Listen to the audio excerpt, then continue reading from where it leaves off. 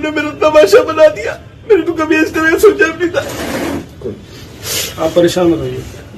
उन्हें मुझे अंदर बिठा के यूं कहते कि बस तेरे इस जगह हम किसी और को चुनाव लड़ा रहे। आप देख रहे होंगे अखबार में, डेली का एड भी देख रहे होंगे, सारे होर्डिंग प्ले सब कुछ मैं कर रहा हूँ सर। उसके बाद भी मेरे साथ ऐसा कर रहे हैं। इन्होंने मेरा तमाशा बना दिया।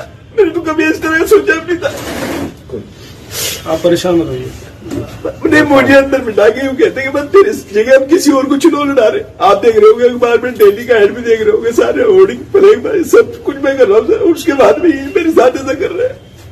हाँ, सम्मानित मीडिया बंधु, मैं आपको बता देना चाहता हूँ कि मैं लगातार 24 वर्ष से बहुजन समाज पार्टी का एक सिपाही बन के, कार्यकर्ता बन के काम कर रहा हूँ और भिन्न भिन्न पदों पर रहा हूँ।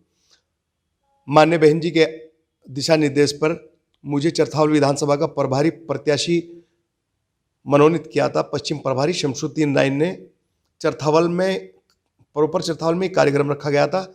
2018 में 18 दिसंबर को मेरी घोषणा हुई थी, मुझे प्रभारी प्रत्याशी घोषित किया गया था। तो उसके बाद में लगातार मैं 4 वर्षों से, चौथा वर्ष चल रहा है, काम कर रहा हूँ। रात दिन विधानसभा में अपना काम कर रहा हूँ, पार्टी के लिए काम कर रहा हूँ। कोई बात नहीं, अब मैं महीनों से लगातार राइन जी से संपर्क बनाए हुए है कि मैं राइन जी को कॉल कर रहा हूँ, लेकिन राइन जी मेरे फ़ोन का कोई रिस्पॉन्स नहीं दे रहे।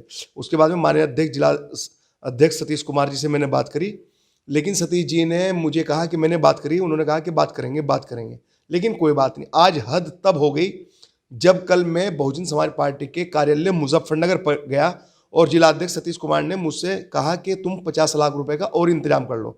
मैंने कहा अध्यक्ष जी, मैं अभी कोई पेड़ पे पैसे नहीं लग रहे कि तोड़ के आपको दे दूंगा।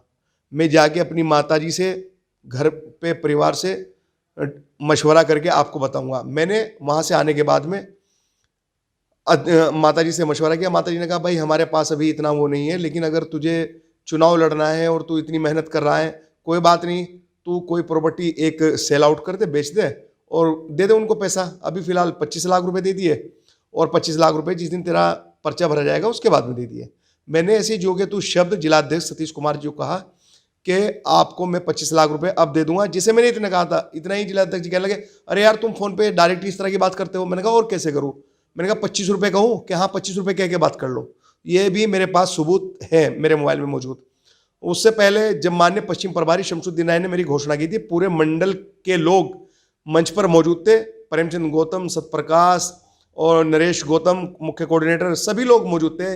जिलाध्यक्ष सतपाल कटारिया जी, उस टाइम के जो जिलाध्यक्ष थे, सभी लोग मौजूद थे और चरथावल में कार्यक्रम रखा गया था। उससे पहले माननीय नरेश गौतम, मुख्य कोऑर्डिनेटर, और सतपाल कटारिया जिलाध्यक्ष जी के साथ में मैं गया और शमसुद्दीन राय जी को मैं जो कैश था, मुझे आदेश किया था, मैं वो दे के आया हूँ। मैं लगातार इसी तरह, एक बार मैंने 4.5 लाख रुपए दिए, एक बार रायन जी ने मुझे 50,000 रुपये, मतलब वो कहीं नहीं थे, लेकिन 50,000 रुपये भी मेरे से ले लिए। चल ऐसे ही, मतलब जब मैं कोई ऐसे पैसे देने नहीं गया। जब घोषणा मेरी होनी थी, जब मुझे पश्चिम के प्रभारी जी मेरी घोषणा करने थे, उससे 4 दिन पहला टाइम था, लेकिन उन्होंने वो मेरी डिले कर दी। कहने लगे 5 लाख रुपए में कोई ऐसे थोड़ा ही ना हो जाएगा, आपको पहले 15 लाख रुपए जमा करने पड़ेंगे। फिर मैंने 15 लाख रुपए जमा किए और 15 लाख जमा करने के बाद में फिर मेरी जो घोषणा 1 महीना पहले होनी थी या 10 दिन या 15 दिन पहले होनी थी, वो घोषणा मेरी ये समझो कि 1 महीना या 15 दिन डिले होने के बाद में घोषणा हुई, जब मैंने 15 लाख रुपए और दे दिए। उसके बाद में फिर दूसरा साल आया। दूसरे साल पे मेरे ऊपर फिर दबाव बनाया कि आपको 30 लाख रुपए देने पड़ेंगे विधानसभा से, और अभी आप देते रहो हर साल तो आपको चुनाव में आसानी हो जाएगी।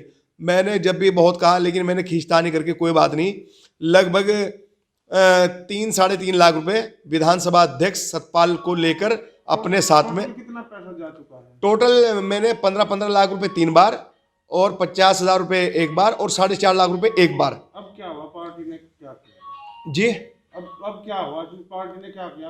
पार्टी ने मुझे बिन बताए, मुझे बिना कोई कुछ कहे या मेरा बिना पैसे वापस किए दूसरे प्रत्याशी की घोषणा, मतलब मुझे कुछ लोगों ने बताया, फेसबुक पे देखा मैंने, सोशल पे देखा कि किसी प्रत्याशी को ला रहे हैं वो इस तरह के, तो ये चीज़ें सामने आई। तो मैं सुबह हताश हुआ और मैंने फिर फेसबुक पे अपने अकाउंट पे लिखा कि अगर 2 दिन में माननीय बहन जी से मेरी मुलाकात नहीं कराते तो मैं 2 दिन के बाद में लखनऊ जाकर 2 दिन के बाद में आत्मदाह करूंगा अगर इन्होंने मान्य बहन जी के सामने मुझे पेश नहीं किया या मान्य बहन जी के सामने मेरी पीड़ा नहीं सुनवाई। क्योंकि आपको पता है कि यहाँ पे कुछ भी ऐसा नहीं होता कि डायरेक्ट कोई जाके बहन जी से मिल लेगा। बहन जी से वो मिलेगा जिसे पश्चिम के प्रभारी चाहेंगे।